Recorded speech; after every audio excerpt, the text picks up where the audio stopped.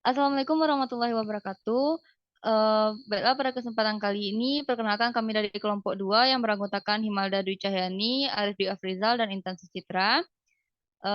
Dan yang sama-sama kita hormati yaitu Ibu dosen pengampu mata kuliah pengauditan 2, Ibu Oknariana SPD MPDE, serta teman-teman yang seperjuangan.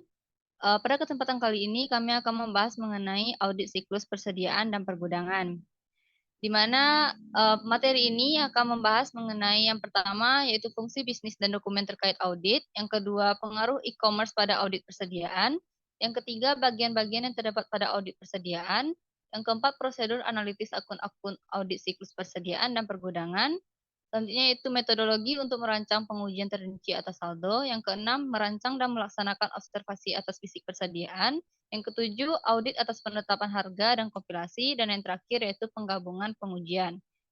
Nah, untuk materi yang pertama dan yang kedua itu akan dijelaskan oleh rekan saya yaitu Saudara Arif Di Afrizal. Kepada Saudara Arif, dipersilakan. Terima kasih kepada moderator yang telah memberikan saya kesempatan untuk menjelaskan materi ini. Ya, yaitu fungsi bisnis dan dokumen. uh, Persediaan memiliki banyak bentuk yang berbeda tergantung pada sifat bisnisnya. Fungsi bisnis dan dokumen terbagi enam, yaitu yang pertama memproses pesanan pembelian. Yang kedua yaitu menerima bahan baku, yang ketiga yaitu menyimpan bahan baku, yang keempat itu memproses barang, yang kelima menyimpan barang jadi, yang keenam mengirim barang jadi. Memproses pesanan pembelian itu terbagi dua. Yang pertama dokumen permintaan pembelian, yang kedua itu dokumen pemesanan pembelian, dan yang kedua penerimaan bahan baku. Penerimaan bahan baku ini terbagi dua juga. Yang pertama yaitu laporan penerimaan, yang kedua faktur vendor. Yang ketiga, penyimpanan bahan baku. Penyimpanan bahan baku ini eh, satu yaitu file induk persediaan perpektual bahan baku. Yang keempat yaitu memproses barang. Memproses barang ini terbagi dua. Yang pertama, dokumen permintaan bahan baku. Yang kedua, catatan akuntansi biaya. Yang kelima, menyimpan barang jadi. Menyimpan barang jadi ini terbagi dua juga. Yang pertama, file induk persediaan barang jadi.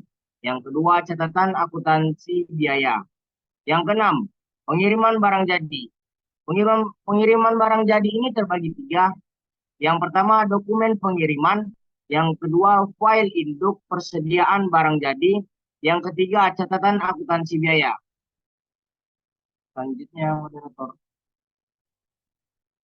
Eh, Selanjutnya yaitu pengaruh e-komersi dalam pengelolaan persediaan. E-komersi telah mengubah cara bisnis bekerja dan itu berdampak besar pada pengelolaan persediaan. Berikut adalah beberapa poin penting. Yang pertama yaitu permintaan yang berubah-ubah.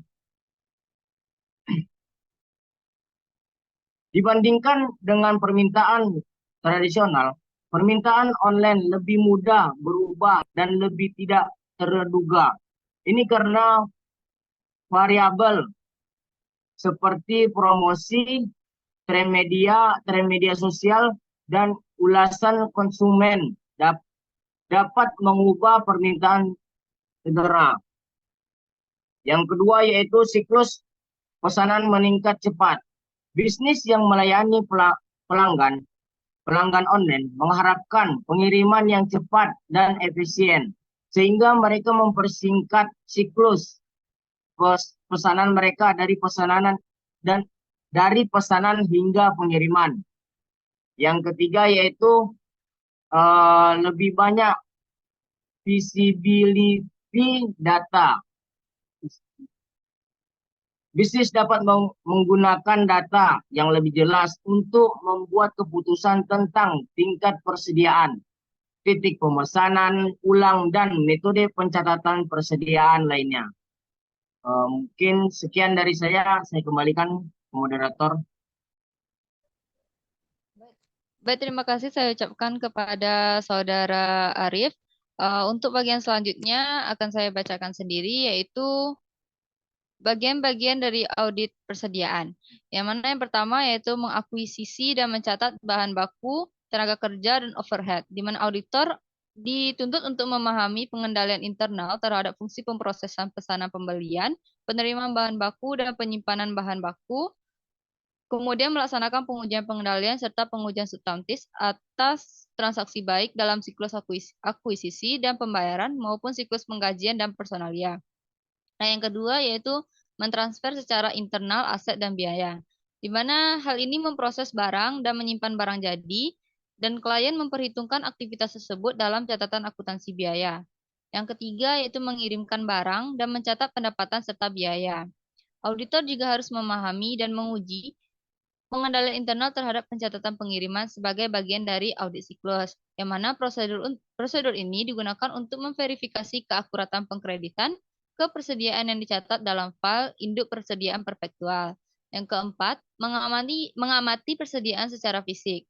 Nah, auditor harus mengamati klien dalam melakukan perhitungan fisik terhadap persediaan, di mana hal ini akan menentukan apakah persediaan tersebut tercatat dan benar-benar ada pada tanggal neraca dan setelah dihitung secara benar oleh klien.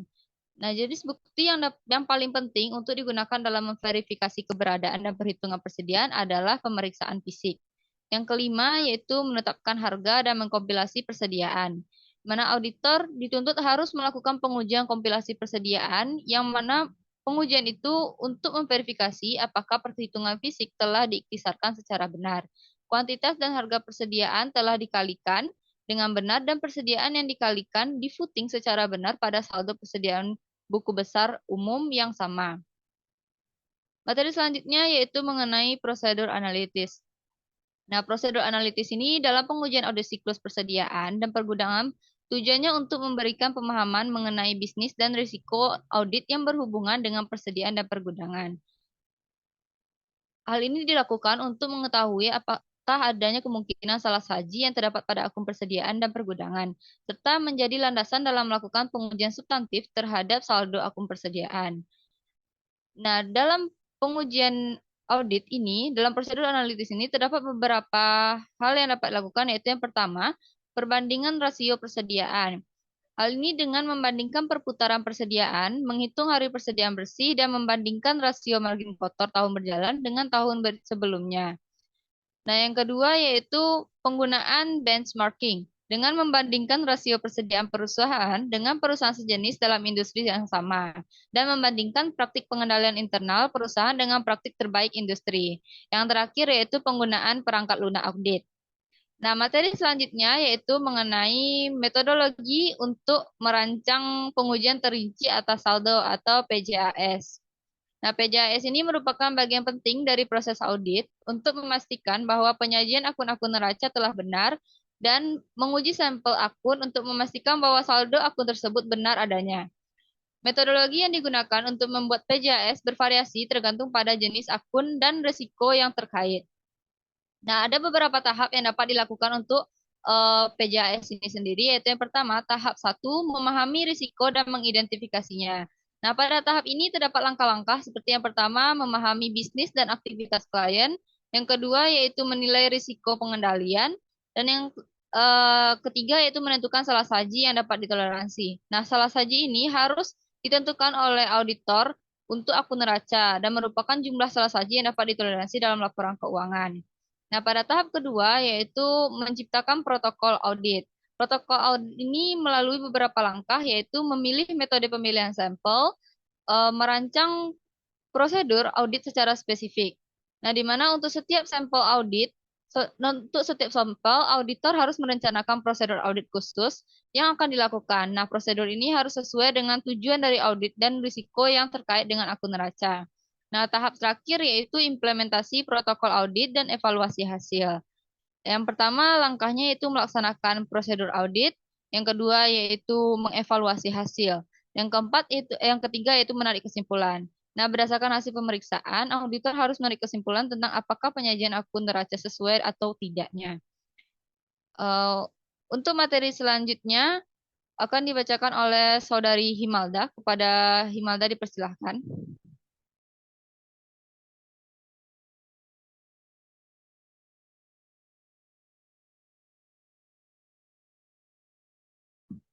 Baiklah, terima kasih kepada moderator yang telah mempersilahkan saya untuk eh, membacakan hasil diskusi kami.